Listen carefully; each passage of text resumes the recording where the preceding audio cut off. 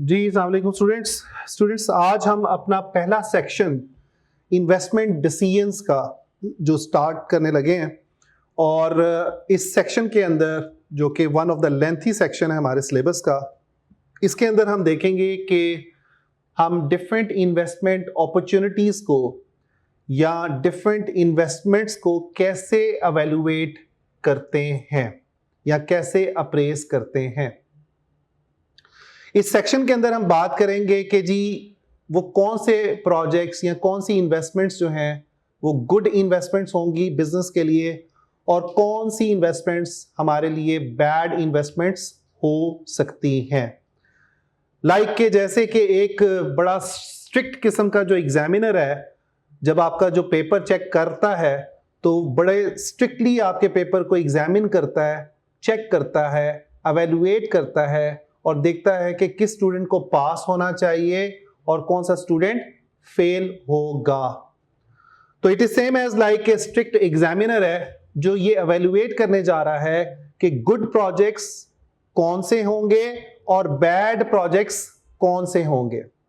तो स्टूडेंट्स ये सारा हमारा लॉजिकल अप्रोच से हम इसको एवेलुएट करेंगे रादर देन कि हम कोई हैपहैजर्डली किसी भी प्रोजेक्ट को, किसी भी इन्वेस्टमेंट को हम एवेलुएट कर रहे हैं और हम अपनी सब्जेक्टिविटी यूज करके नहीं देखेंगे कि जी जो हमें पसंद है कि हम उस प्रोजेक्ट में इन्वेस्ट करें तो हम वहां पे करें, ऐसा नहीं है। तो लिहाजा हमें कहीं ना कहीं नंबर्स को यूज करना है, बल्कि बाय द वे ज्यादा नंबर्स के ऊपर बेस करना है, रिलाय करना है और उसके ऊपर बेस करके हम अपनी एक लॉजिकल अप्रोच यूज करेंगे और एनालाइज करेंगे कि किस प्रोजेक्ट में इन्वेस्ट किया जाए और किस में ना किया जाए। तो इस सेक्शन में हमने इस सब को इन सारी चीजों को जो है हमने डिटेल्ड में डिस्कस करना है। तो स्टार्ट करते हैं जी। इस टॉपिक में सबसे पहली जो बात है वो है कैपिटल बजटिंग की। स्टूडेंट, कैपिटल बजटिंग क्या होती है सबसे पहले ये समझना बहुत जरूरी है, इसलिए कि यहां पे हम देखते हैं कि जो भी हमने कैपिटल एक्सपेंडिचर करना है या जो भी हमने कैपिटल आइटम या कैपिटल एक्सपेंडिचर्स करने हैं या इन्वेस्टमेंट करनी है, उसको proper step by step evaluate किया जाए। उसके लिए एक प्रॉपर कैपिटल बजट बनाया जाए जो हमें बताएगा कि हमें कितना खर्चा करना है डिफरेंट इन्वेस्टमेंट के लिए और कब कब करना है और कैसे उस खर्चे को एवेलुएट करना है। तो इन अ ब्रॉडर पिक्चर हम बात करेंगे कैपिटल बजटिंग की। वो कहते हैं जी capital budgeting is the process of identifying, analysing and selecting investment projects whose returns are expected to extend beyond 1 year. It includes authorized projects, future projects and the project under the current consideration. अब ये बड़ी लंबी एक किस्म की definition जो है आपके सामने लिखी हुई है। इन सिंपल वर्ड्स हम कैपिटल बजटिंग में क्या करते हैं इसको मैं आपको समझाता हूं। स्टूडेंट्स, कैपिटल बजट्स के अंदर, कैपिटल बजटिंग के अंदर हम एक बजटिंग एक्सरसाइज करेंगे और उस बजटिंग एक्सरसाइज के थ्रू हम ये देखेंगे कि वो कौन से प्रोजेक्ट्स हैं जो हमारे लिए फिजिबल होंगे, जिसमें हमें अपने इन्वेस्टमेंट करनी है, और वो कौन से प्रोजेक्ट्स होंगे जिसमें हमने इन्वेस्टमेंट नहीं करनी। In other words we have to stay away. और वो प्रोजेक्ट्स फ्यूचर के भी हो सकते हैं और ऑनगोइंग भी हो सकते हैं जो अभी आपके चल रहे हैं। उसको भी हम यहाँ पे देखेंगे कि कैसे उसके लिए बजट बनाया जाएगा, कैसे उसको एवेलुएट या एनालाइज किया जाएगा। अब हम आते हैं कि सवाल ये पैदा होता है कि प्रोजेक्ट्स क्या होते हैं और प्रोजेक्ट की नेचर क्या होती है या टाइप्स ऑफ प्रोजेक्ट्स क्या होते हैं। चूंकि हम बजट बना रहे हैं प्रोजेक्ट्स के हवाले से और इन प्रोजेक्ट्स को हम एक और भी नाम देंगे जो कि कहलाता है इन्वेस्टमेंट्स। ठीक है, तो नेक्स्ट स्लाइड पे आते हैं। वो कहता है जी project can be any capital investment और एक्सपेंडिचर, यानी कि जो भी आप मेजर खर्चा कर रहे हैं बिजनेस के लिए। स्टूडेंट्स, यहां पे आपको एक बहुत इंपॉर्टेंट चीज जो आपको पता होना चाहिए वो ये है कि आपको कैपिटल एक्सपेंडिचर और रेवेन्यू एक्सपेंडिचर के फर्क का पता होना चाहिए। कैपिटल एक्सपेंडिचर्स आपको याद होगा मेजर एक्सपेंडिचर्स होते हैं, नॉन रूटीन होते हैं और इसको हम as a non current asset के तौर पे रिकॉर्ड करते हैं। और इस कैपिटल एक्सपेंडिचर का फायदा ये होता है कि इससे हमें रेवेन्यू इंक्रीज मिलता है, रेवेन्यू अर्निंग कैपेसिटी मिलती है, जबकि रेवेन्यू एक्सपेंडिचर्स में ऐसा नहीं होता। रेवेन्यू एक्सपेंडिचर्स क्या होते हैं? जो आपके रूटीन के खर्चे हैं, जो आपके माइनर एक्सपेंडिचर्स हैं, और जिसको एज अ एक्सपेंस के तौर पे हम अपने प्रॉफिट एंड लॉस या इनकम स्टेटमेंट में रिकॉर्ड करते हैं। सो हम यहां पे जब कैपिटल बजटिंग की बात करेंगे तो we will be referring to the capital expenditures, right जी। अब क्या क्या कैपिटल एक्सपेंडिचर्स हो सकते हैं या प्रोजेक्ट्स कौन से हो सकते हैं? जैसे कि कंपनी एक नई प्रोडक्ट या नई सर्विसेज ऑफर करने जा रही है फ्यूचर में, उसको हम नाम देंगे यहां पे प्रोजेक्ट का या इन्वेस्टमेंट का या कैपिटल एक्सपेंडिचर का। इसी तरह कंपनी जो है नया प्लांट या मशीनरी जो है बिजनेस के लिए एक्वायर करने जा रही है, खरीदने जा रही है, so that will be known as to be the capital expenditure. तीसरा, acquisition of shares of other companies, आप किसी और कंपनी के शेयर्स को खरीदने जा रहे हैं या कंट्रोल लेने जा रहे हैं या एक्वायर करने जा रहे हैं बिजनेस को, उसको भी हम यहां पे इन्वेस्टमेंट का नाम देंगे या प्रोजेक्ट का नाम देंगे। आफ्टर दैट जो चौथी टाइप है, that can be opening a new outlet, आप कोई नई ब्रांच, नई आउटलेट, न्यू डिवीजन ओपन करने जा रहे हैं या कहीं नई आप अपना डिपार्टमेंट खोलने जा रहे हैं या नया डिवीजन या नया सब्सिडी ओपन करने जा रहे हैं, तो उसके लिए भी हम यहां पे इसको नाम देंगे कैपिटल एक्सपेंडिचर का या इन्वेस्टमेंट का, राइट जी। तो ये आपके जो डिसीजंस हैं, अगर आप इस पे गौर करें तो ये आपके रूटीन के डिसीजंस नहीं है। जैसे आप अगर नई प्रोडक्ट बनाते हैं, लॉन्च करने जा रहे हैं, it's not something which is routine. इसी तरह आप कोई प्लांट एंड मशीनरी खरीदने जा रहे हैं, it's not a routine decision. आप कोई कंपनी के शेयर्स एक्वायर करने जा रहे हैं, it's a non routine decision for the business. और इसी तरह अगर आप कोई अपनी नई ब्रांच ओपन करने जा रहे हैं, नई विसिनिटी के अंदर, नई मार्केट के अंदर, नए मुल्क के अंदर, तो that will also be not routine.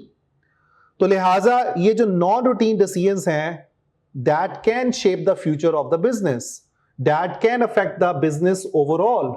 जैसे अगर आप एक नई प्रोडक्ट लॉन्च करेंगे तो डेफिनेटली आपका पोर्टफोलियो बढ़ेगा प्रोडक्ट्स का, और इसका इंपैक्ट आपके बिजनेस की प्रॉफिटेबिलिटी पे भी आएगा। इसी तरह स्टूडेंट्स, अगर आप कोई प्लांट एंड मशीनरी खरीदने जा रहे हैं और उसकी बड़ी हैवी कॉस्ट पे करने जा रहे हैं, so that will be non routine and that can have a major impact on your business. इसकी वजह से आपकी कैश फ्लो के ऊपर भी इफेक्ट आ सकता है। और अगर आपने इस फैसले को गलत लिया या आपने इस डिसीजन को गलत लिया, तो उसकी वजह से आपका बिजनेस इफेक्ट कर सकता है, और यहां तक भी नौबत आ सकती है कि आपका बिजनेस कल को क्लोज हो। उसके बाद स्टूडेंट्स, अगर आप किसी कंपनी को एक्वायर करते हैं and you did not evaluate it properly, तो उसकी वजह से भी आपका बिजनेस इफेक्ट करेगा। तो लिहाजा you have to be very professional, very analytically, आपको बड़ा एनालिटिकल होना पड़ेगा। आपको बहुत डिटेल्ड माइंडसेट के साथ इन सारी अपॉर्चुनिटीज को या सारी इन्वेस्टमेंट पॉसिबिलिटीज को एवेल्युएट करना पड़ेगा, और उसके बाद आपको उस प्रोजेक्ट में या उस खर्चे को करना पड़ेगा। अब इसको करने का क्या तरीका होगा, क्या स्टेप्स होंगे, तो हम उन स्टेप्स की तरफ चलते हैं। जो पहला स्टेप है वो है आइडेंटिफाई इन्वेस्टमेंट अपॉर्चुनिटीज। स्टूडेंट्स देखें, जब बिजनेस के पास कुछ सरप्लस फंड्स होते हैं या कुछ सेविंग्स होती हैं, तो बिजनेस के सामने बहुत सारी अपॉर्चुनिटीज आती हैं कि वो अपनी उन सेविंग्स को या अपनी उन इन्वेस्टमेंट्स को कहां पे, अपने उस पैसे को, अपने सरप्लस फंड्स को वो कहां पे इन्वेस्टमेंट कर सकता है। सो फर्स्ट ऑफ ऑल, जब हम कैपिटल बजटिंग की बात करेंगे तो हमें जो सबसे पहला स्टेप है वो ये होगा कि we have to come up with the different investment opportunities. अगर लेट सपोज आपकी जेब में $1 मिलियन हो as a surplus funds, so आपके ज़हन में बहुत सारी इन्वेस्टमेंट अपॉर्चुनिटीज आएंगी, जैसे कि मैं इस पैसे को गोल्ड में इन्वेस्ट कर दूं, मैं इस पैसे को किसी और कंपनी के शेयर्स में इन्वेस्ट कर दूं, या मैं इस पैसे को किसी और बिजनेस को एक्वायर करने में यूज कर लूं या इससे प्लांट एंड मशीनरी को खरीद लूं, तो first thing is that you will come up with different investment ideas या अपॉर्चुनिटीज। आफ्टर दैट आप उन इन्वेस्टमेंट अपॉर्चुनिटीज की इनिशियल स्क्रीनिंग करेंगे। ये देखेंगे कि क्या वो इन्वेस्टमेंट अपॉर्चुनिटी मेरे लिए फायदेमंद होगी या नहीं, क्या ये मेरे ऑब्जेक्टिव से रिलेट करेगी या नहीं करेगी। इसको इनिशियली आप स्क्रीनिंग करेंगे। तो इस स्टेज को हम बोलते हैं स्क्रीनिंग स्टेज या स्क्रीनिंग स्टेप। जब आपने स्क्रीन कर लिया, आपको कहीं ना कहीं इनिशियली आपको ये लगा कि ये प्रोजेक्ट बड़ा फिजिबल होगा और आपके लिए सूदमंद हो सकता है, तो आप उसके बाद इसको डिटेल्ड एवेल्युएट करेंगे, एनालाइज करेंगे कि भाई क्या वाकई ये प्रोजेक्ट आपके लिए गुड होगा या बैड होगा। इसके लिए हमें क्या करना पड़ेगा, डिफरेंट एनालिटिकल टूल्स यूज करने पड़ेंगे, जैसे कि नेट प्रेजेंट वैल्यू, जैसे कि internal rate of return IRR, payback period और बाकी जो टेक्निक्स हैं एनालिसिस की वो इस्तेमाल करेंगे। और उस एनालिसिस के बाद हमें पता चलेगा कि क्या प्रोजेक्ट सक्सेसफुल होंगे या नहीं, on the basis of calculations, right जी। स्टेप नंबर 4 के अंदर हम अप्रूव करेंगे। वंस अगर आपका प्रोजेक्ट नजर आता है on the calculations on the paper कि यार इट इज गुड प्रोजेक्ट, सो इसके बाद आपकी हायर मैनेजमेंट आपके उस प्रोजेक्ट को अप्रूव करेगी, आपको फंड्स प्रोवाइड करेगी। और जब आपको फंड्स मिल गए, अप्रूव हो गया, तो फिर आप अपने प्रोजेक्ट को एक्चुअली इंप्लीमेंट करेंगे, आप अपने प्रोजेक्ट को स्टार्ट करेंगे।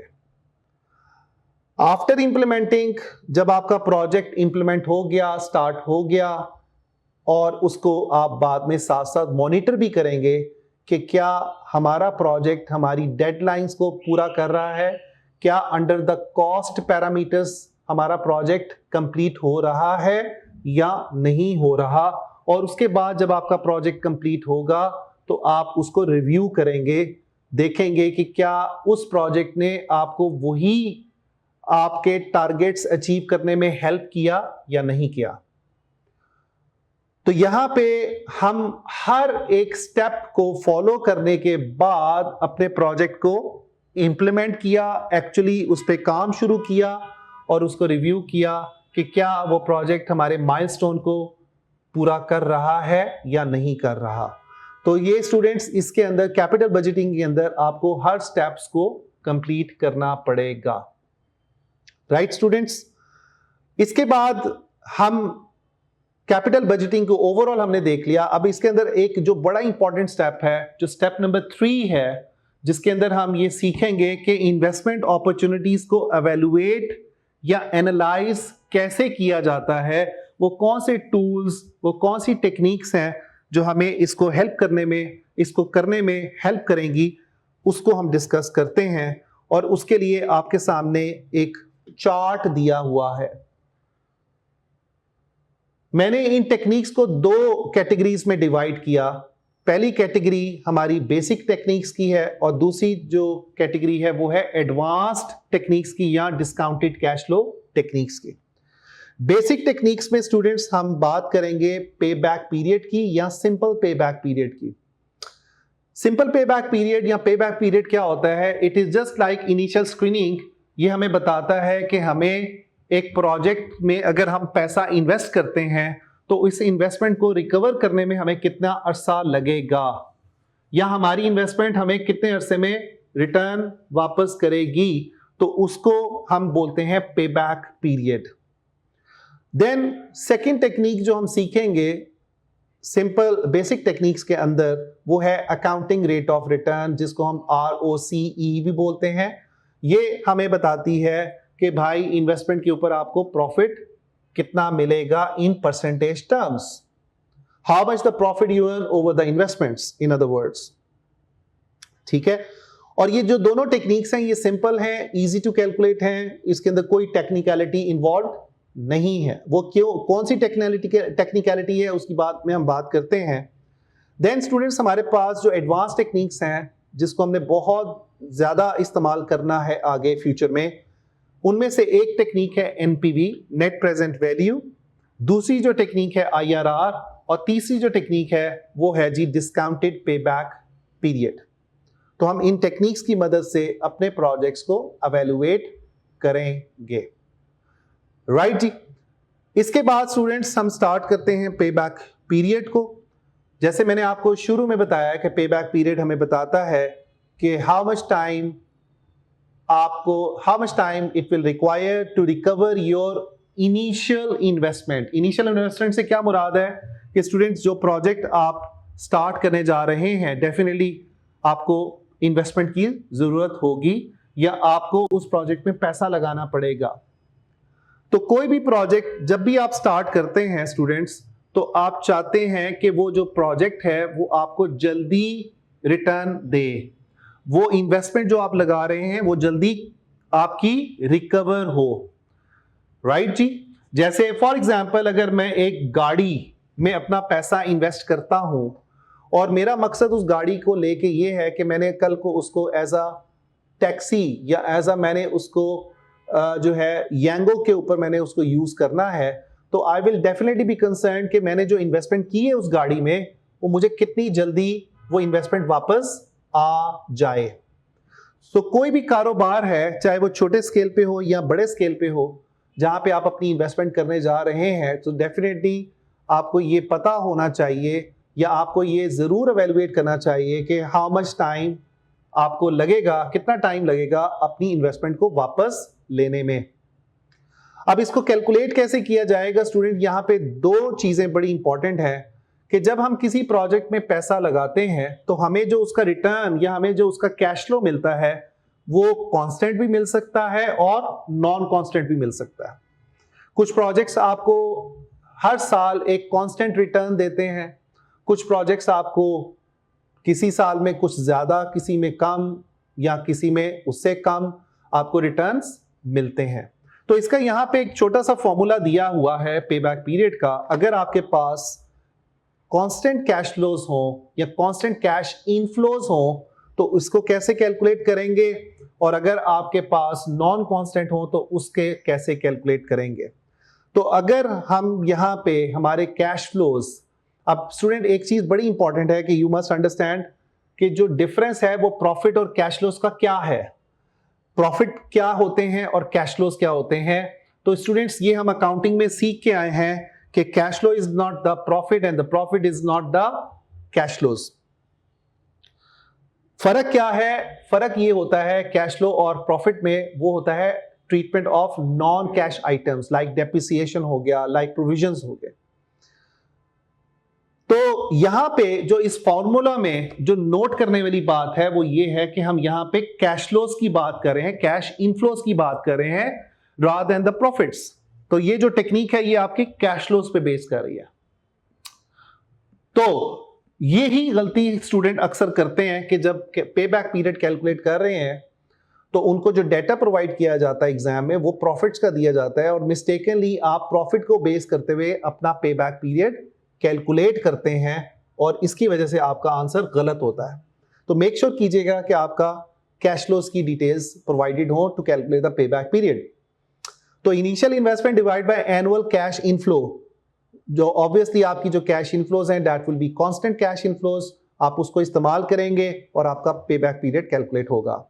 दूसरे नंबर पे अगर आपके पास कैश इनफ्लोज कांस्टेंट नहीं है, फॉर एग्जांपल पहले साल में आपकी इनफ्लो डिफरेंट है, दूसरे में डिफरेंट है, तीसरे में डिफरेंट है, तो वहां पे हम ये वाला फॉर्मूला इस्तेमाल नहीं करेंगे। उसके लिए हमें एक टेबल बनाना पड़ेगा जिसको हम बोलते हैं क्यूमुलेटिव कैश फ्लो टेबल, और उसकी मदद से हम अपना पेबैक पीरियड कैलकुलेट करेंगे। इसको कैसे किया जाएगा आगे चल के हम एग्जांपल से इसको अंडरस्टैंड करते हैं। देन स्टूडेंट्स जब हम पेबैक पीरियड यूज करते हैं तो इट्स आल्सो इंपॉर्टेंट कि कैसे हम डिसाइड करेंगे कि हमें इन्वेस्टमेंट करनी चाहिए या नहीं करनी चाहिए। इसके लिए डिसीजन क्राइटेरिया क्या होगा। तो पहला जो टाइप ऑफ डिसीजन क्राइटेरिया या रूल है वो हम यूज करते हैं फॉर कंपैरिजन पर्पसेस। कंपैरिजन से क्या मुराद है कि फॉर एग्जांपल हम एक प्रोजेक्ट को दूसरे प्रोजेक्ट से कंपेयर करते हैं तो हम ये देखते हैं कि कौन सा प्रोजेक्ट हमें शॉर्ट पेबैक पीरियड ऑफर करेगा। जो प्रोजेक्ट हमें शॉर्ट पे बैक पीरियड ऑफर करेगा हम उस प्रोजेक्ट को चूज करेंगे। सो हमने कंपेयर किया दो प्रोजेक्ट्स को, उसमें से हमने डिसाइड किया शॉर्टर पे बैक पीरियड के लिए के वाले प्रोजेक्ट के लिए, तो लिहाजा ये कंपैरिजन रूल कहलाया। फिजिबिलिटी रूल क्या है? फिजिबिलिटी रूल में हम क्या करते हैं कि हम अपने पे बैक पीरियड को कैलकुलेट करते हैं और कैलकुलेट करने के बाद कंपेयर करते हैं विद द टारगेट पे बैक पीरियड या बेंचमार्क पे बैक पीरियड से, और हम देखते हैं कि क्या हमने टारगेट को अचीव किया या नहीं किया। तो कई कंपनीज आपको टारगेट पे बैक पीरियड देंगी, आपने अपने पे बैक पीरियड को उससे कंपेयर किया और हमने इसको यहां पे नाम दे दिया फिजिबिलिटी का, और अगर हम एक प्रोजेक्ट को दूसरे से कंपेयर कर रहे हैं तो हमने उसको नाम दे दिया कंपैरिजन रूल का। Right students? उसके बाद स्टूडेंट्स हमारे पास एक एग्जांपल है जो कि हमें 3 प्रोजेक्ट्स जो है उसका डेटा दिया गया है, project alpha, project beta and project Charlie. 3 projects हैं। पहला जो प्रोजेक्ट है अल्फा, इसकी जो इनिशियल इन्वेस्टमेंट है वो $5 मिलियन की है, प्रोजेक्ट बीटा की इन्वेस्टमेंट $2 मिलियन की है और प्रोजेक्ट चार्ली की $4 मिलियन की है। कैश फ्लोज प्रोजेक्ट अल्फा के आपको जो दिए गए हैं वो $1,000 दिए गए हैं, और यहां पे जरा देखिएगा कि ये जो फिगर है ये राउंड हुई है 1000 में, तो इसका मतलब है ये $1 मिलियन है। तो अगर आपकी इन्वेस्टमेंट 5 मिलियन है और हर साल आपको 1 मिलियन की इनफ्लो आ रही है उस प्रोजेक्ट से, तो इसका मतलब क्या हुआ कि हम एक फॉर्मूला लगा के जो कांस्टेंट कैश इनफ्लोज का है उसको इस्तेमाल करके हम पे बैक पीरियड कैलकुलेट कर सकते हैं। उसके बाद आपको एक लाइफ ऑफ द प्रोजेक्ट भी दी हुई है 8 इयर्स। देन प्रोजेक्ट बीटा के लिए आपको जो डेटा दिया गया है वो इन्वेस्टमेंट दी है और उसके बाद आपको प्रॉफिट्स दिए गए हैं। यहां पे कैश फ्लो, यहां पे प्रॉफिट्स, और ईयर 1 प्रॉफिट आपका था 200,000 का, 2 लाख का, 4 लाख का, 2 लाख का, 1 लाख का और $50,000 का। प्रोजेक्ट चार्ली इन्वेस्टमेंट दी है और साथ कैश फ्लोज भी दिए हैं, और आपके कैश फ्लोज कांस्टेंट नहीं है। पहले साल में 8 लाख का इनफ्लो है, दूसरे में 12 लाख का, 1 मिलियन का, 2 मिलियन का और 2.2 मिलियन का। रिक्वायरमेंट में वो कह रहा है calculate the pay back period for all the projects and state which one is better. आपने इन तीनों प्रोजेक्ट्स को एवेल्युएट करना है ऑन द बेसिस ऑफ पे बैक पीरियड, और आपने ये देखना है कि कौन सा प्रोजेक्ट हमारा फिजिबल होगा। डेफिनेटली स्टूडेंट्स, हम जब कैलकुलेट करेंगे फिर हम कंपेयर भी करेंगे, कंपेयर करने के बाद हम देखेंगे कि शॉर्टर पे बैक पीरियड वाला प्रोजेक्ट हम सिलेक्ट करेंगे या चूज करेंगे। अब यहां पे आपकी आसानी के लिए स्टूडेंट्स मैंने आपको एक कंपैरिजन दिया है कि प्रॉफिट और कैश फ्लोज में फर्क क्या होता है। जब हम स्टूडेंट्स प्रॉफिट कैलकुलेट करते हैं तो हम non cash items of expenses को भी माइनस कर रहे होते हैं, जैसे कि डेप्रिसिएशन है, ठीक है, और यहां प्रोविजंस वगैरह हैं, उसको हम एडजस्ट कर रहे होते हैं टू कैलकुलेट आवर प्रॉफिट्स। और अगर आपने अपने प्रॉफिट्स से कैश फ्लोज बनाने हैं तो स्टूडेंट्स ये जो यहां पे डेप्रिसिएशन कैश फ्लोज में से माइनस हो रहा है, हम इस कैश फ्लो को, इस डेप्रिसिएशन को दूसरी साइड पे लेके जाएंगे तो ये प्लस होगा, और जिसकी वजह से आपका कैश फ्लोज कैलकुलेट होंगे। तो अगर आपने कैश फ्लो कैलकुलेट करना है तो नॉन कैश आइटम को ऐड बैक करेंगे प्रॉफिट में, अगर आपने प्रॉफिट्स कैलकुलेट करने हैं तो कैश फ्लोज में से डेप्रिसिएशन को माइनस करेंगे। तो स्टूडेंट्स यहीं से ऑनवर्ड इंशाल्लाह कल हम कंटिन्यू करेंगे और इस एग्जांपल को सॉल्व करेंगे विद द हेल्प ऑफ पे back period. Thank you very much.